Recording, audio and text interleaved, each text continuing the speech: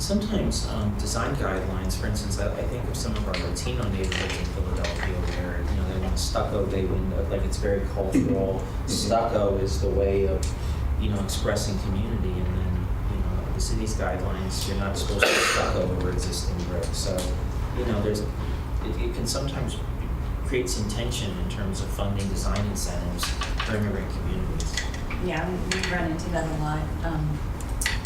So the city won't give the funding if everything just gets stuck on it. So you have to grapple with the context. Philadelphia is like the Tacony, the corridors, so many of them look like that, and it's hard to make that look like a Latino, corridor. But there are ways, you can look at, elements and borrow elements and piece them together. I actually do have some slides. Yeah, and I'd like to add to that, actually in Chinatown is a great example of where there's a lot of signage, and it's big signage. It's actually, most of it's not to code because it's too big. But it's part of the cultural identity and the Carter identity. You don't want to, the city would probably take it down in a minute if they wanted to try to make it fit, the code. But we know that that's part of what the look and feel of Chinatown should be. At least I believe so.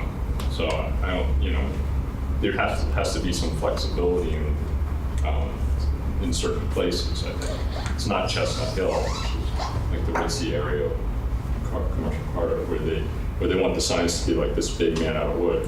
So I was going to say there are three things though in terms of what you were talking about, a streetscape design that designers, I think, values that I think are important in that process. One is that it really helps the store owners get a sense of what, opens up their horizons to what design can be, because a lot of people want to do something good, but they don't really know. They didn't go to school for design or they haven't been around enough to see what looks good. So when you show them that, it's really great. And number two, most importantly for us, I think in some ways, it's an organizing tool. It allows us to bring people together to come up with a unified vision for their community. And that's really our I'll just say, and you guys might have found this too, our first few meetings, and we haven't been doing it as long as you guys, but we only had a handful of people and it's been growing.